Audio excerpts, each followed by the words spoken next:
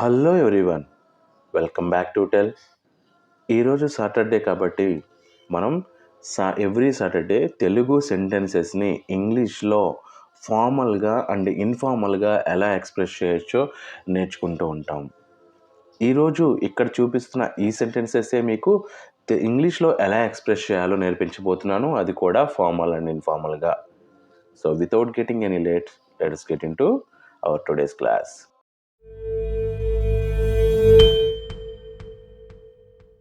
Today's first sentence is వీటిని ఎప్పటికీ మర్చిపోకూడదు.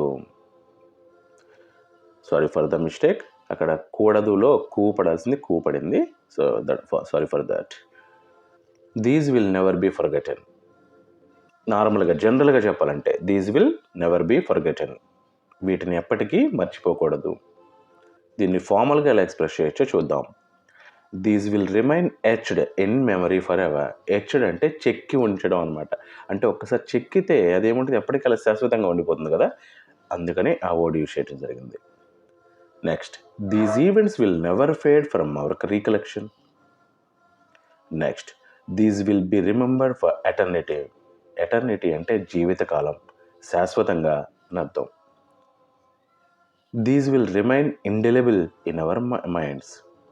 ఇండెలిబుల్ అంటే ఎప్పటికీ స్థిరపడిపోయి ఉంటాయి, చిక్కుపడిపోయి ఉంటాయి అని మీనింగ్ అనమాట. These will be permanently imprinted in our memories. Imprinted అంటే చెరగని ముద్ర అని అర్థం. దీన్ని ఇన్ఫార్మల్గా చూద్దాం. We will never forget these. These will stick with us forever. We are never going to forget these moments.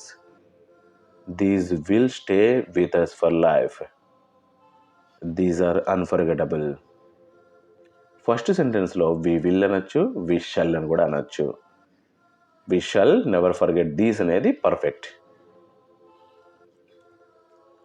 Next sentence, నీకు ఎంత బలమున్నా నిన్ను కొట్టేవాడు ఒకడు ఉంటాడు. No matter how strong you are, there will be someone who will beat you. నీకు ఎంత బలమున్నా నిన్ను కొట్టేవాడు ఒకడు ఉంటాడు. దీన్ని ఫార్మల్గా ఎలా ఎక్స్ప్రెస్ చేయాలో చూద్దాం. Regardless of your strength, there will always be someone capable of surpassing you. Regardless అంటే సంబంధం లేకుండా అని అర్థం.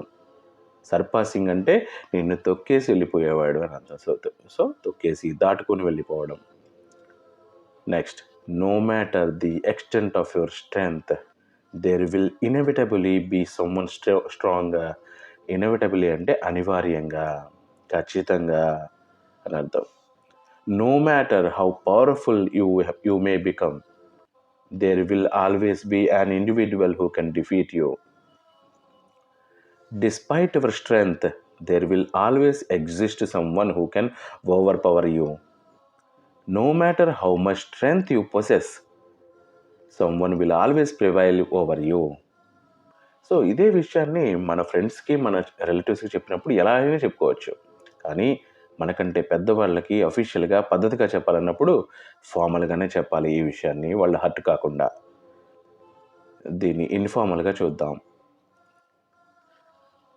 No matter how tough you are, someone will still take you down.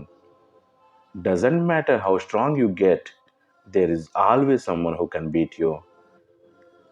Even if you are super strong, there is always going to be someone stronger.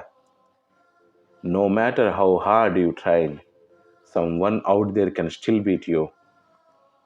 However strong you think you are, someone is going to come along and outdo you. So ఇలా చెప్పుకోవచ్చు ఇన్ఫార్మల్గా. Next sentence, ఎప్పటి నుంచో దీనికోసం ఎదురు చూస్తున్నాను. Been waiting for these since forever. ఈ waiting బదులు awaiting పెట్టుకోవచ్చు, బట్ ఫర్ వాడకూడదు. Been awaiting this since forever అని చెప్పచ్చు. వెయిటింగ్ వాడితే ఫర్ రావాలి, అవైటింగ్ వాడితే ఫర్ రాకూడదు.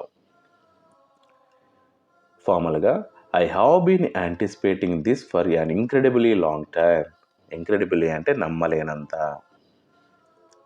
I have waited for this moment for what feels like an eternity. So eternity అంటే ఒక జీవితకాలం. I have long been awaiting this occasion.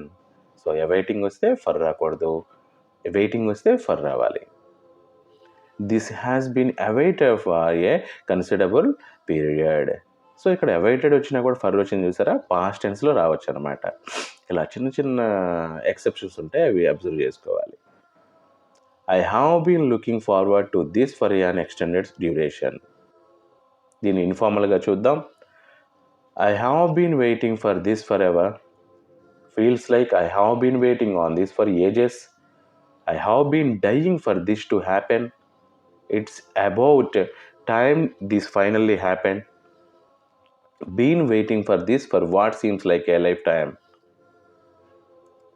Next sentence, దానితో నాకు ఎటువంటి సంబంధం లేదు. I have nothing to do with it. I have nothing to do with it. ఫార్మల్గా I'm in no way involved in this matter. I have no association with this issue. I bear no responsibility for this situation. I am not connected to this matter in any capacity. This is unrelated to me. I am not implicated in this issue. Implicated అంటే చిక్కుపోయి ఉండడం అనమాట. దీన్ని ఇన్ఫార్మల్గా చూద్దాం. That's got nothing to do with me. I am not involved in that at all. I have got no part in this. It is not my problem. That is not on me. I had no hand in it. ఇలా express చేయొచ్చు. Next, నేను మీకు ఒక విషయం తెలియచేయాలనుకుంటున్నాను. I want to let you know something. I want to let you know something. నేను మీకు ఒక విషయం తెలియచేయాలనుకుంటున్నాను. ఫార్మల్గా I would like to inform you of something. I would like to అని యూజ్ చేయాలన్నమాట ఫార్మల్గా. I wish to bring something to your attention.